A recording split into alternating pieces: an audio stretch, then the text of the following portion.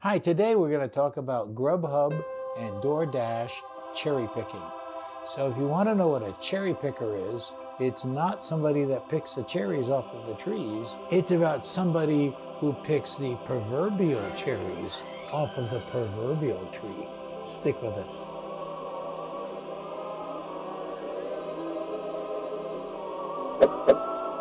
Why, that's it! It's a big W, I tell you! It's a big W!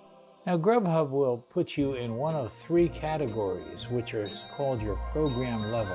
The highest level is called a premier level. You get to choose blocks every Thursday at 10:15 in the morning. And the middle level, if you're in the middle level, then you get to choose your blocks at 10:15 on a Friday. And if you're a partner, which is the lowest level, which is where I am and where most cherry pickers are, then you get to pick your blocks on Saturday at 10:15. And at least around here, when I go to reserve a GrubHub block at 10:15 on Saturday, they're almost all gone. You can see here by looking at the graphic from my phone that I am a partner, the lowest level at GrubHub. And yet, I'm making about $100 a day if I just do GrubHub. I mix and match. I do some GrubHub, some Uber, and some Lyft. I don't do DoorDash so much anymore because I'm finding I'm able to get GrubHub to pay more than DoorDash. But that's just me and the way that I do it in my market. So what GrubHub tells you is if you are a premier member, you get not only to choose your blocks on Thursday at 10:15 in the morning ahead of everyone else, you'll get the choice of the blocks, whatever GrubHub blocks you want to have. In other words, a GrubHub block is a 1-hour block, and you can reserve this. And if you reserve it, then GrubHub promises that they will send you more orders during that period that you have reserved ahead of time. And they say they'll try to send you the best orders, the better orders, the orders that earn more money. So the GrubHub levels are partner, pro, and premier. So the premier drivers get to choose their blocks at 10:15 on Thursdays. And the pro members, they're the middle tier, they can't choose any blocks until Friday at 10:15. After all the premier members have chosen whatever blocks they want. And the partner level, which is the lowest level, they only get to choose their blocks on Saturday at 10:15 after all the pro and premier people have chosen their blocks. Around here, for each block, there are 10 available slots. And so there's no more than 10 GrubHub drivers for each hour. Now all the blocks are 1 hour, but they don't all begin on the hour. Some of them begin on the half hour. In other words, you can have a block from 5:30 to 6:30 in the evening or from 6:30 to 7:30. What I try to do is get a block that goes from 5 to 6, 6 to 7, and 7 to 8. Each block is 1 hour long. Now here's a secret that didn't used to work in our little city of Amarillo, Texas, 200,000 people, but it does work now, and that is you don't need a block at all. If you just get in the car and go near some restaurants, they're always going to send the driver closest to the restaurant to go pick up an order from that restaurant because it serves the customer better. So even if you don't have any blocks reserved, if you're the driver sitting closest to any particular restaurant, you're the one that's going to get that restaurant order. So in other words, blocks don't matter. You don't need to reserve any blocks. Now, I usually reserve some blocks every week, but because I'm a cherry picker, I have a low acceptance rate. I don't accept every offer that they send me. Now, I have different thresholds about what I will accept with GrubHub. But what my usual threshold is $7. Some GrubHub drivers in bigger cities even than here, they won't accept an offer unless it's more than $10 or $15. But for me, my threshold is $7. If they send me an order to pick up some food for $5.50 or $4.45 or whatever, that's going to take a lot of my time. It's going to take at least about 40 minutes to complete the order, which means going to the restaurant, picking up the food, and then finding the person that ordered the food and delivering it. That's hardly instantaneous. In fact, you have to invest time in each delivery. Your acceptance rate may remain high and you may get blocks, but the reality is you don't need the blocks.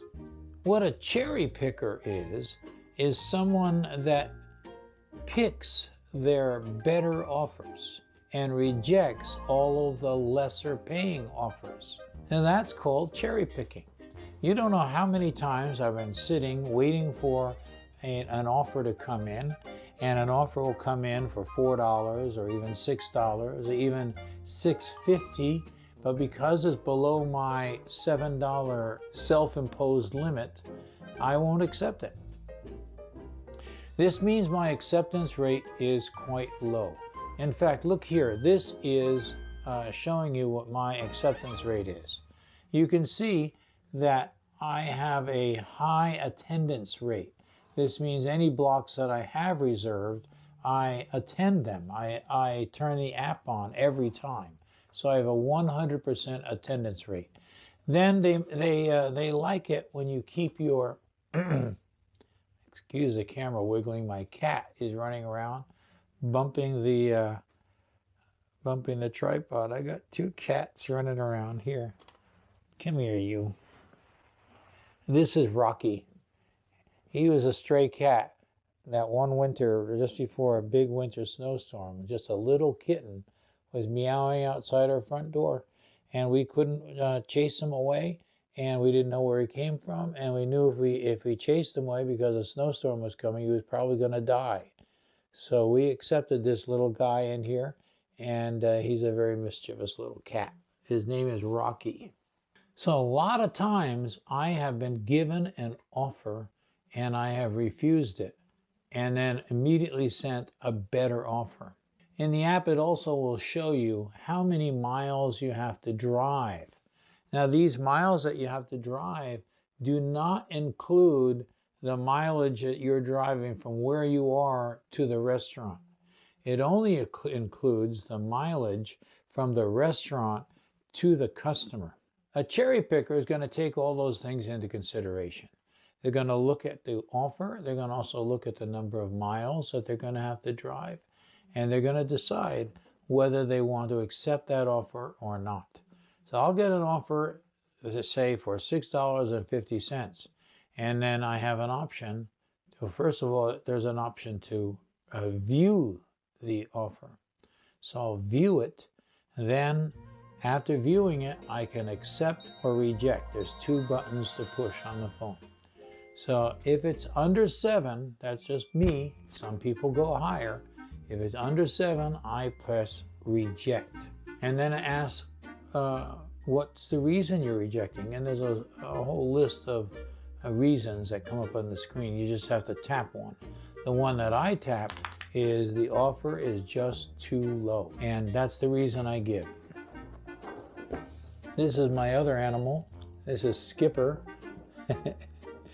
He's another animal which we found in the pound, and we adopted him because we wanted a little dog. We have a big dog, and now we have a little dog. Well, I say now, we've had him for a few years. Time to get down, buddy. Stay down. So people are ordering food, and GrubHub has to fill these orders. And they're going to see that you're sitting there near this restaurant, and if they give you that order, that person's going to get their food faster than if they give it to a Premier member who's 10 miles away. So they will give you another offer. And if the offer comes in low, I'm going to reject it again. And therefore my acceptance level is quite low. Like it says right here, you can see my acceptance level is pretty low. But that's only because I'm a GrubHub cherry picker. The cherry picker just takes the ones which are paying more. And I guarantee I'm earning more and spending less time driving around being a GrubHub cherry picker than someone who is trying to maintain their pro or premier status with GrubHub. Now, GrubHub says that if you're one of these higher levels, then they might send you a big offer. They might even send you a catering order. Now, I've never had a catering order, even when I was a premier member. It just doesn't happen around here, and I'm not sure I would want to have a catering order. You know, it's a real hassle to pick up a really, really large order. Now, at the same time, you're probably going to get paid a lot for those, but they just don't happen around here very often. In any case, if I do 5 $10 deliveries, it's the same as one $50 delivery. Now, every day I'm getting orders, or some of them are $10, some of them are $14. If I'm not in a GrubHub block, then I double up and I turn on Uber Eats. And if I get an Uber Eats order, then I will go over to GrubHub and go offline until the Uber Eats order is complete. I got another guy back here, his name is Godzilla, and I put him on a leash. I don't let him run around the neighborhood without being on a leash because he breathes fire, and that's a bad thing. You don't want to have an animal breathing fire and burning up the neighborhood houses. That's not a good thing. I mean, some of them might be your future customers ordering food, and if they don't have a house, then they're not going to order from GrubHub or DoorDash or Uber Eats or anything like that. And more so with Uber than with GrubHub or DoorDash is I am worried about my program level with Uber Eats. You can refuse all the orders you want as long as you deliver the ones that you do pick up, and you're not going to be deactivated by GrubHub. They need you, and they need someone to deliver the food, to pick up the food from the restaurant and deliver it. And if you're available, they're going to send it to you, and you're going to have an opportunity to make some money. I was doing a DoorDash one time, and I was in Taco Bell picking up an order, and it came on the phone and there was a long wait of people in there, so it was not easy to pick up an order. You had to wait a little bit because they were really busy. So I was in the store, and another order came through that they said if I picked up for this other person, which would be another additional wait, I could add $2 to my delivery pickup fee. Well, I'm sorry, $2 is not enough, so I refused it. And they must have sent me that same order 2 or 3 times because they couldn't figure out. If I'm right there in Taco Bell, I'm already there in the right store, why don't I pick something up? And I'm not picking it up. I'm going to make another driver pick it up because $2 is not enough money for me to, I mean, even now with the price of gas and this war going on between Russia and the Ukrainians, I'm not going to be able to spend a lot of money on gas, as least money as possible, because gas has gone through the roof. And that's what a cherry picker is. A cherry picker doesn't accept every offer. He accepts only the prime orders, the ones that get the most money for the least number of miles. And this is another one of my pets over here. He's also a little ornery sometimes. This guy here is, hey, how you doing there, little kitty cat? That's my little kitty, yeah. Yeah, I got him from the zoo after he ate his handler. So and then he ate the handler and escaped and was running down the street. So I opened the car door and he jumped in and I brought him home. And there's my kitty. But don't worry, sometimes I use my technology and shrink him down to a small size using technology I got from the Ant-Man. And you can see how I was able to shrink a car down in the video segment right here that you see here. And you can see a link for that right there that shows you how I shrunk my car down. And that is the same technology I use for Kitty. To be a cherry picker just means that you have to be not worried about what is your level, your GrubHub level. Don't worry about being a premier member. There's a price for being that premier member, and I'll tell you what it is. You have to accept every single offer, except for like 95% of the offers you have to accept, and only 5% of the offers can you refuse. So basically, you have to accept everything that they give you. And you're going to find yourself sitting around in restaurants and waiting for 40 minutes while this slow restaurant is getting your order ready while you wait there to collect your $4.50 for that delivery. It's going to happen. So do you want to work for that kind of money? They're not paying you for the gas. They're not even paying you for your time. They're just giving you an offer. It means that whoever ordered the food didn't tip on the app. You're just getting the delivery fee, or maybe a few cents, or maybe $1 tip. You want the people that tip more. And here's a lesson for you. If you want to order food and you want to get that food to your house reliably, then consider putting in a hefty tip. Tip generously, because these drivers are doing a big thing, going to a restaurant and picking up your food, your order, and bringing it to you. Go ahead and tip them generously. It will guarantee that one driver won't pass the order on to another driver, and no one will wind up delivering it to you. Set a limit, how low you want to go. And don't accept any offers that they send your way less than that. Now, that's only possible if you're in a place where they're going to send you orders no matter whether you have a block or not. That may not be true everywhere. In fact, even a couple years ago, it wasn't true here. If you weren't in a GrubHub block, you didn't get very many orders. It would just be dead. But lately, it's picked up quite a lot, and people are ordering more food than they have drivers. And so all I do is, if I don't have any blocks reserved for that night, I'll just turn on the app, say that I'm available, and drive to an area which is surrounded by restaurants that I know people order from frequently. And usually even before I get to that location, they start sending me offers. So if you want to be a Premier or Pro member, then be aware that there are other options. In fact, sometimes the GrubHub cherry pickers are mocking the Premier GrubHub drivers on Facebook.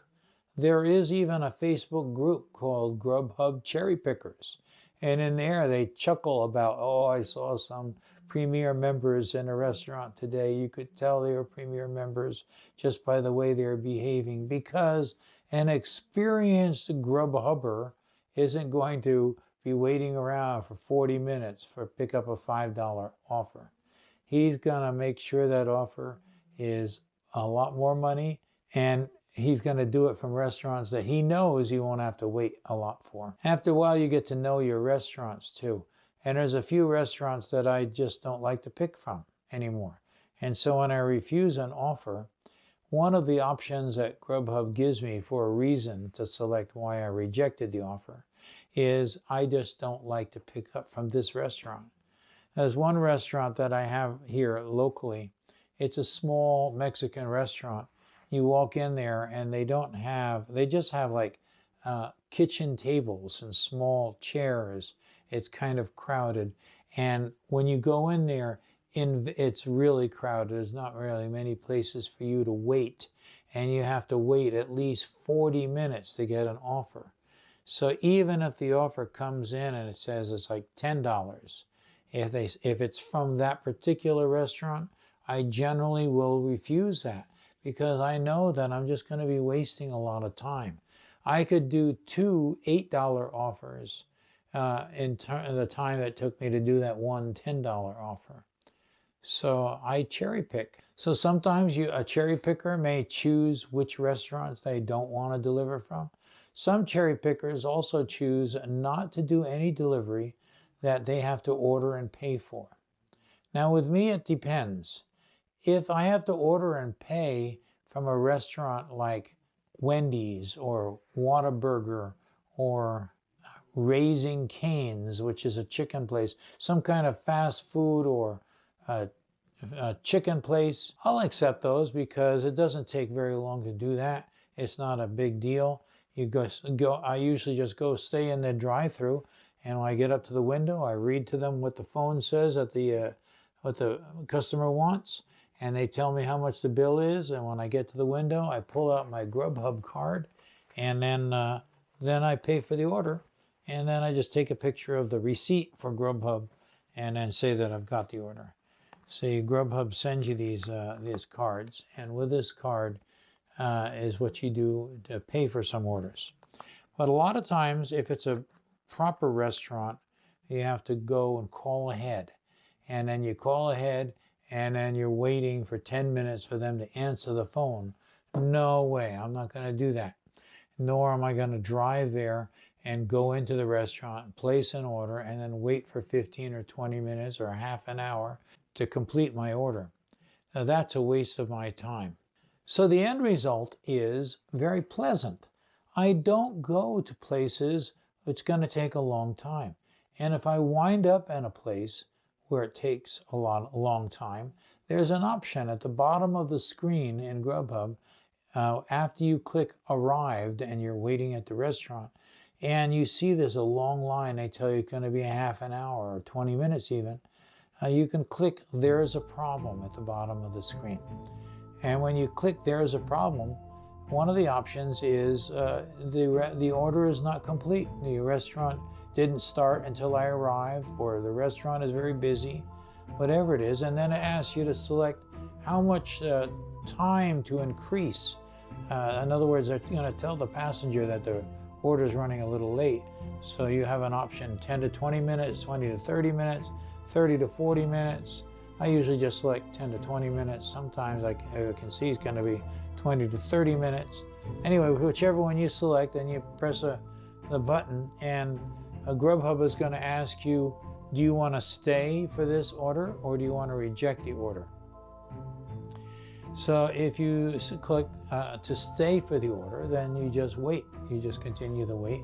And what I'll do in that case is I will message the customer, and I'll tell the customer what's going on. Good communication is really important. People like it when they order food to hear something from the driver, to know the status of their order. After telling GrubHub that the wait might be 10, 20, or 30 minutes longer, and they give me an option to wait or reject the offer, sometimes I'll select reject the offer, even though I'm already there at the restaurant. It will affect your acceptance rate. Is that okay? I always click OK, because I don't really care what my acceptance level is. As you can see, my acceptance level is quite low, but I'm still making $100 a day. And usually after I reject it, they'll send me immediately another offer from a different restaurant. And sometimes it pays immediately. It pays for itself to reject the offer. I went the other day to a steakhouse. It's called the Red River Steakhouse. I walked in there and I could see right away it's going to be a long wait. They were understaffed. A lot of restaurants these days are understaffed. Since the pandemic, restaurants have not fully recovered. People don't want to work in restaurants so much anymore. So they were understaffed.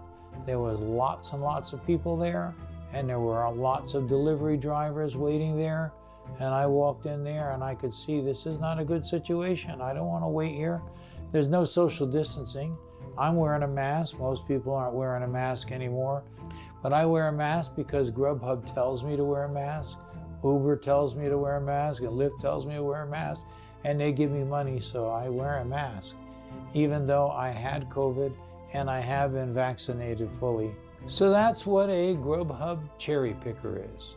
This video is mostly about GrubHub, but the same principles will apply to DoorDash and any other food delivery service that you may decide to work for.